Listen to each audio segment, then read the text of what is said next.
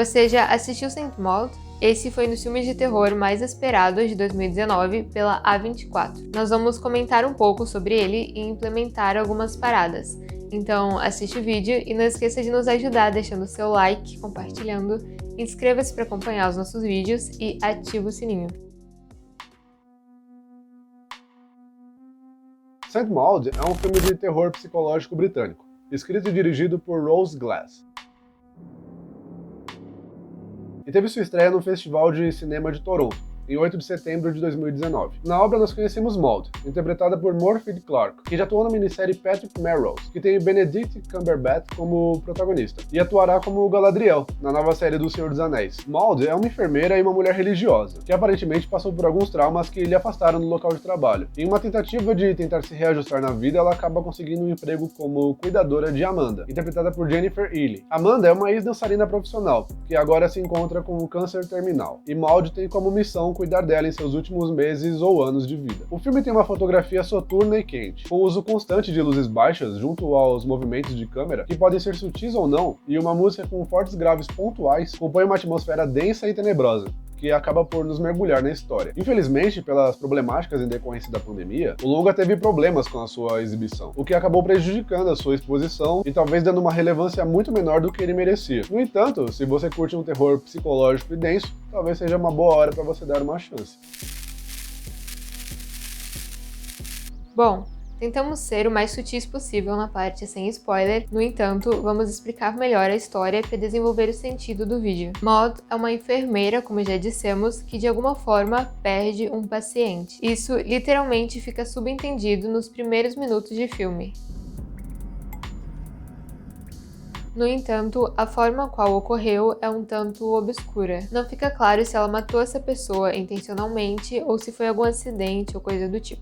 Mas, de qualquer forma, ela é afastada do seu serviço e, futuramente, acabamos descobrindo que talvez ela sequer poderia ter continuado a trabalhar na área da saúde por conta do ocorrido. Obviamente, se você está atento ao nome do filme, sabe que a relação com a religiosidade, como dissemos na parte sem spoiler, não é apenas uma questão que faz parte da história, mas que tem a relação de fé como mesa na qual rolará o jogo de cartas. E isso foi uma alegoria, gostaram? Enfim, não achamos nenhum lugar especificando sobre isso, no entanto, se você pesquisar sobre Santa Maud, provavelmente encontrará por Matilde de Ingelheim e Matilde de Hector. E acreditamos que talvez a escolha do nome tenha base nessa segunda, que foi uma mulher que nasceu tão fraca que acreditaram que ela estava morta. No entanto, em seu batismo, um padre profetizou que ela se tornaria santa e que Deus faria grandes obras através dela. E aparentemente, desde muito jovem, ela tinha experiências místicas. E só para constar, Maud é um tipo de abreviação para Matilde que entrou em desuso. E só para reforçar, isso é algo que nós acreditamos que tenha sido pensado, apesar de não achar nada que confirme. No entanto, a teoria toma força quando você descobre que, após passar pelo trauma e ser afastada, Kate, uma recém-convertida para o catolicismo, escolhe o nome Maud para tentar uma nova vida. Enfim, estamos nos antecipando. Talvez a gente nem chegue nessa parte da história. O filme, logo de cara, deixa claro que trabalhará com símbolos o tempo inteiro para ajudar na construção da história, e você perceberá isso rapidamente. Mas a gente não se aguenta. Vamos comentar um pouco. Após a primeira cena do filme, a qual mostra a Maud sentada no chão após perder essa paciente, acaba deixando algumas marcas de coisas futuras, mas vamos deixar essas para depois. Logo em seguida, já somos introduzidos na nova vida da protagonista, e vemos uma espécie de sopa ou molho, sei lá, num tom bem avermelhado e borbulhando, o que claramente representa o inferno. O molho é filmado por um tempo, e começamos a ouvir vozes vindas do inferno, que na verdade eram apenas pessoas falando na rua. Descobrimos isso quando a câmera abre e vemos Maud, sua morada, que fecha a janela e se exclui do inferno, ou do mundo, já que quando ela fecha a janela, o som cessa completamente. Com base nessa perspectiva, seja lá qual for a sua interpretação, percebe-se que ela é uma pessoa separada do mundo secular e profano. Ideia que se fortifica quando, em sua humilde residência, na qual sala, quarto e banheiro aparentemente ficam no mesmo cômodo, com pouca ou nenhuma separação. Ela senta à mesa para comer, e tem sobre a cabeça uma lâmpada, que a ilumina como uma espécie de auréola angelical, e começa uma oração. Em meio à sua oração, nós descobrimos outra coisa. Ela espera que Deus lhe revele o plano que tem para a sua vida, o que deixa claro que ela supõe fazer parte de um plano divino, que ainda não lhe foi revelado. Mas será? Isso não é uma dúvida para ela. E então ela caminha, até que entra em um plano aberto que mostra que ela está completamente sozinha em sua jornada. E então ela sobe uma escada gigantesca, elevando-se. E após chegar em seu destino, a casa de sua paciente, ela é filmada em um contra-plongé. Ou se preferir, ela é filmada de baixo para cima, o que acaba dando ainda mais ênfase à sua elevação, o que culmina em seu destino, salvar Amanda, a dona da casa. E tudo isso nos primeiros 5 minutos de filme. Ao entrar na casa, ela tem uma descrição rápida sobre Amanda, vinda de sua ex-cuidadora, enquanto retira seu casaco, revelando seu uniforme de tom azul bem claro, o que pode ser associado tanto à calma quanto ao divino, o que é reforçado quando vemos um crucifixo que carrega consigo envolto em um pano de cor azul, que inclusive tem um certo foco mais de uma vez durante o longa. E logo conhecemos Amanda Call, uma ex-dançarina profissional de 49 anos com linfoma estágio 4 na coluna. Call, ao contrário de Maud, está toda de preto, o que pode representar o mal ou até uma tristeza vista como luto, em decorrência não do câncer, mas da perda de sua vida como era, pois futuramente nós descobriremos que isso era uma paixão para ela.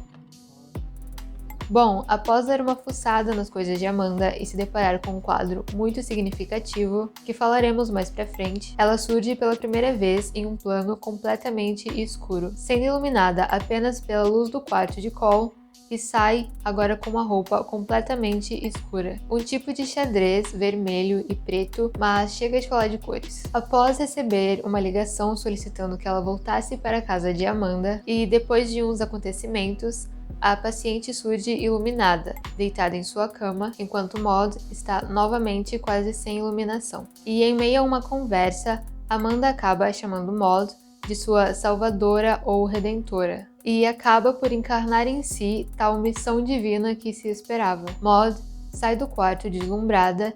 Em meio a uma luz que trepida, ela sobe as escadas em um êxtase divino em um plano holandês que acaba por demonstrar que Maud está quebrando e que talvez para ela essa história de religião não seja uma prática muito saudável. E a cena termina em uma experiência praticamente orgástica. Ela inclusive chega a expulsar uma parente prostituta contratada por Amanda, que ela identifica como um mal maior, para não dizer a representação do diabo, como quando, ao folhear um livro de William Blake, que lhe foi dado por Cole, toma um susto quando a mulher abre o champanhe no mesmo momento no qual ela vê a imagem de uma pintura do diabo. E por falar em Blake, temos um vídeo sobre isso também, que vamos deixar linkado no card, para você ver depois que esse acabar.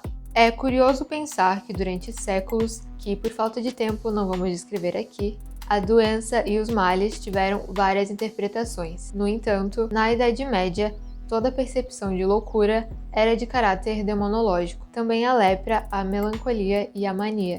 Yara Nogueira Monteiro, uma historiadora, escreve um artigo no qual demonstra a relação de doenças e pecados no imaginário cristão, sendo as doenças um tipo de punição divina. No entanto, no decorrer da história, esse sofrimento também aparece como uma forma de salvação. Dessa forma, o louco poderia ser tanto um pecador, completamente afastado de Deus, ou um santo ou Cristo, disfarçado de mendigo doente, sendo inclusive adotado a prática autopunitiva para purificar a alma. O historiador Roy Porter, com base na reconstrução da loucura religiosa dos séculos 17 e 18, sugere duas formas de loucura.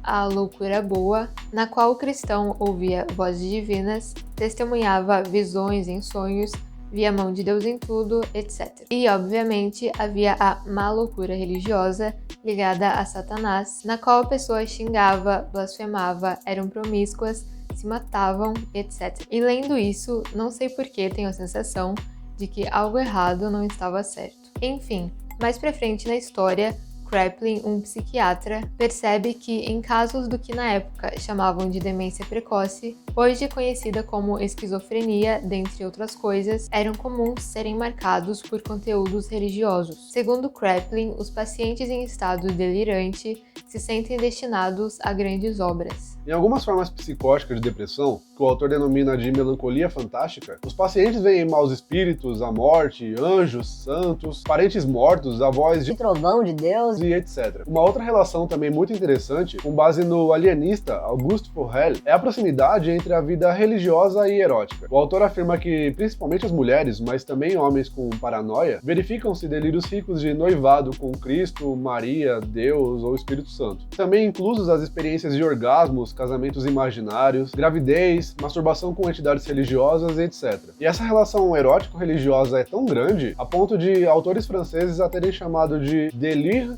érotique religieux. Enfim, tudo isso é material para se pensar no filme. Mas, como prometido, falemos do quadro que você talvez nem se lembre mais de termos citado. Mas ele surge com destaque no primeiro momento. E depois, a mesma imagem e uma gravação de Amanda aparecem algumas vezes durante o filme. E nessa imagem, ela surge igual a paciente morta no início da história. Tá, não é igual, mas é bem parecido. E talvez, inconscientemente ali, antes dela receber a sua missão, de alguma forma aquilo foi registrado como algo que reforçaria a sua ideia de salvadora. Outra coisa que fica clara é a tensão sexual entre cuidada e cuidadora, que perdura por grande parte do filme, podendo sim, como já lemos em algumas críticas, remeter à problematização sexual imposta às mulheres pela religião, mas também pode dizer de uma relação edípica mal resolvida. Mas, pelo visto, já deu nossa hora.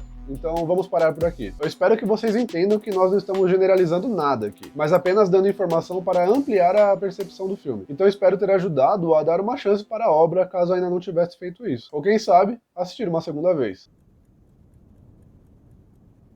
Bom, esse é um assunto rico pra cacete, sabia? É uma pena não termos tempo para falar sobre tudo. Inclusive, eu acho que seria impossível. E aí, curtiu o vídeo? Dá uma força pra gente, deixa seu like e comenta o que achou. Bora conversar! Não se esquece de se inscrever e compartilhar.